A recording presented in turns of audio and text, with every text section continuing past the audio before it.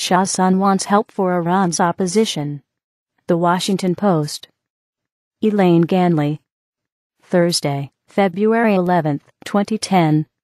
Paris. Reza Pahlavi, whose father, the Shah of Iran, was toppled from power 31 years ago, said Thursday the international community must step up its support for Iran's opposition movement and stop focusing on the country's nuclear program. In an interview with the Associated Press, Pahlavi said, nations such as the United States should not even bother with a new round of sanctions regarding Iran's nuclear program if punitive measures merely maintain the status quo. Instead, he suggested the kind of encouragement that helped end South Africa's apartheid system and influence the breakup of the Soviet Union. Pahlavi, 50, said that should include dialogue with Iran's opposition, which has kept up periodic street protests in the country since the disputed June presidential elections, despite a fierce crackdown.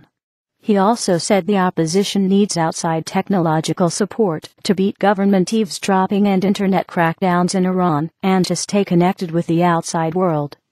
The world is facing a regime today that is totalitarian, racist, fascist, and yet what has been done about it? He said in Paris during a visit from the United States, where he lives outside Washington, D.C. To this day no one has officially said, enough is enough, he said. As he spoke, Iran celebrated the birth of the Islamic Republic in 1979 and the overthrow of Pahlavi's father, the late Mohammad Reza Pahlavi. The Shah's son said, Western leaders must reach out to Iran's opposition movement, but instead they have displayed bashfulness, hesitancy, or even passivity. He criticized what he called President Barack Obama's tepid outreach to the Iranian people and their exiled opposition. He noted that 14 Nobel Prize winners appealed to Obama and other world leaders this week in a New York Times ad to let the Iranian people know that we are on their side. I never thought I would see the day when Joan Baez sings in Farsi, Pahlavi said, referring to the folk singer's recent version of We Shall Overcome sung partially in the Iranian language. For God's sake, it has become an international cry going unheeded by world leaders. Pahlavi recommended tacit dialogue with Iran's opposition and diplomatic outreach to isolate the regime. Iranian officials claim foreign powers are behind the country's reform movement, but Pahlavi insisted that is not correct. Western nations are pressing for a possible fourth set of United Nations sanctions on Iran for its failure to comply with United Nations resolutions aimed at guaranteeing it cannot produce nuclear weapons. Pahlavi said, a window of opportunity may slip away while the world is dilly-dallying over sanctions, instead of focusing on issues such as human rights abuses in Iran. External sanctions against the regime do not suffice. You have to bring into your calculation an element of pressure from within, he said. And the only way to do that is by strengthening the hand of the people inside the country. If sanctions are going to be all you're going to be doing while keeping the status quo, don't even bother, he said. Pahlavi said he wants to see a peaceful transition via civil disobedience to a parliamentary democracy with a clear separation of religion from government. He said he favors a referendum so Iranians can choose their form of government, and he predicted change could come within a matter of months, if not maybe a couple of years tops, if society is empowered and dialogue not limited to the regime. Nothing bars the world from having a line of dialogue with the opposition, and that, strangely, has been absent, he said. The level of support that Pahlavi or other exiled opposition movements have inside Iran today is unclear. 3 decades after the Islamic Revolution, Iranian youth, the majority population, has never known the country as a monarchy. Last month, authorities hanged 2 men convicted of belonging to outlawed monarchist groups and plotting to overthrow the Islamic regime, Iran's royal opposition. By Jerry Go, Newsweek. Published February 11, 2010. From the magazine issue dated February 22, 2010.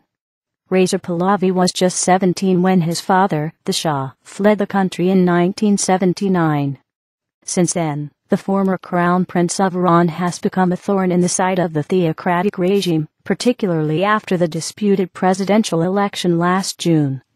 With new protests looming, He spoke recently with Newsweek's Jerry Go. Excerpts.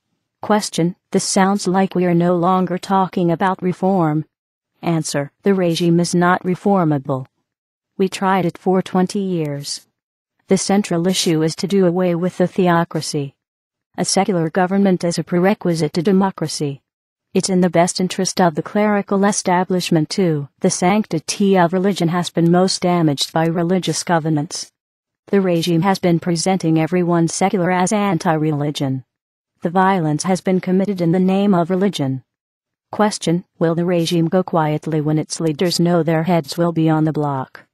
Answer: Key elements within law enforcement or the military should consider themselves part of the transition.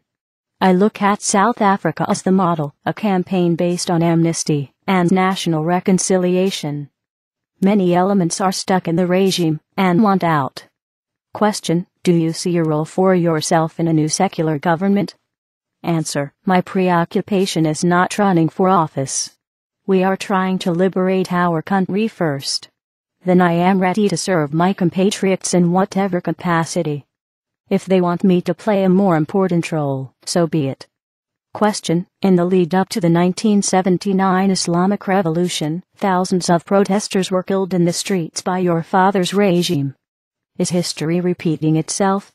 Answer: The extent of victims was definitely much more limited than what you indicated. My father voluntarily left the country to avoid bloodshed. He ordered the army not to engage in skirmishes with the population. The transition happened rather peacefully. The difference now is the regime is calling on all possible coercive forces, including civilian guns for hire.